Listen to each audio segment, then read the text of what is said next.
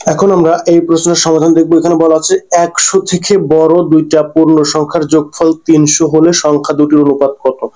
100 থেকে বড় দুইটা পূর্ণ সংখ্যার যোগফল 300 হলে সংখ্যা দুটির অনুপাত কত। তাহলে আমরা ধরে নেব যে 1:9, তাই না? আমি ধরে নেব যে সংখ্যা দুটি হচ্ছে কত, x আর একটা হচ্ছে 9x, মানে 1:9। আমরা অপশন দেখে বলবো যে আসলে কত। 1:9 ছিল, তাহলে একটা হচ্ছে x আর একটা কত 9x। তাহলে বলছিল কি যে পূর্ণ 100 থেকে বড় দুটি পূর্ণ সংখ্যার যোগফল হচ্ছে 300। এদের যোগফল কত হবে? এদের যোগফল হচ্ছে 300। তাহলে x + 9x = কত, 300। তাহলে এখান থেকে আমরা বলতে পারি যে 10x = কত, 300। তাহলে x = কত, x = এটা কাটাকাটি করলে x = 30।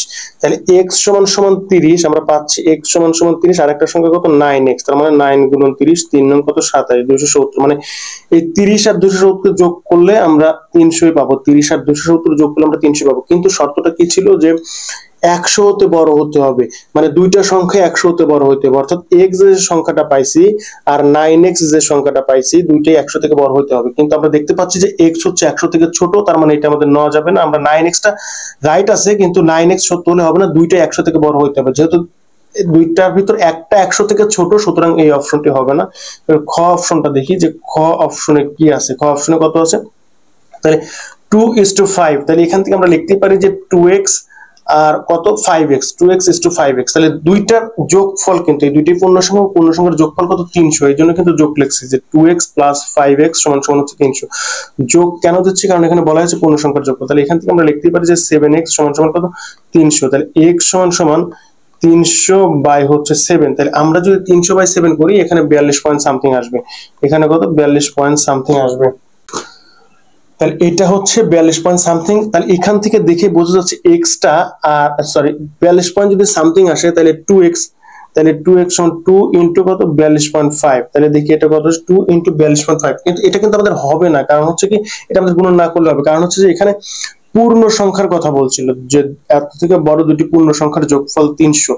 কিন্তু 100 থেকে বড় হবে দুইটা পূর্ণ সংখ্যার যোগফল, মানে আমাদের যে অ্যান্সারটা আসবে সেটা অবশ্যই পূর্ণ সংখ্যা হতে হবে, কিন্তু এটা দশমিক আসছে, এই জন্য এটা বাদ। এটা আমাদের বের করার দরকার নেই যে এটা হবে কিনা। এটা 100 থেকে বড় হইলেও হবে না, দুইটা সংখ্যা যদি 100 থেকে বড় হয় তাও হবে না, কারণ হচ্ছে যে মানটা কি দশমিকে আসছে, এই জন্য এটা হবে না। এখন আমরা গ নাম্বার অপশন চেক করি। তো গ নাম্বার অপশনে কি আছে, গ নাম্বার অপশনে আছে হচ্ছে কত, 2:3।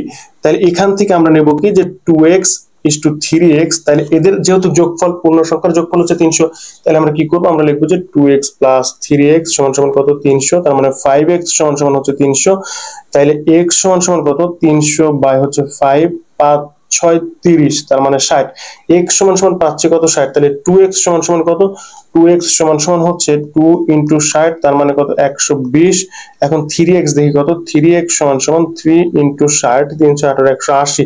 তার মানে 2x এর মান হচ্ছে 120, 3x এর মান হচ্ছে 180। তার মানে আমরা কিন্তু পেয়ে গেছি যে 100 থেকে বড় দুইটা পূর্ণ সংখ্যা, সেটা কত, একটা হচ্ছে 120 আর একটা হচ্ছে 180। তার মানে আমাদের অপশন হচ্ছে কত, 2:3। তার মানে এইটাই হচ্ছে রাইট, এবং আমাদের অপশন হচ্ছে গ, যে 2:3। তাহলে অ্যান্সারটা কত হবে, অ্যান্সারটা হবে কিন্তু 2:3।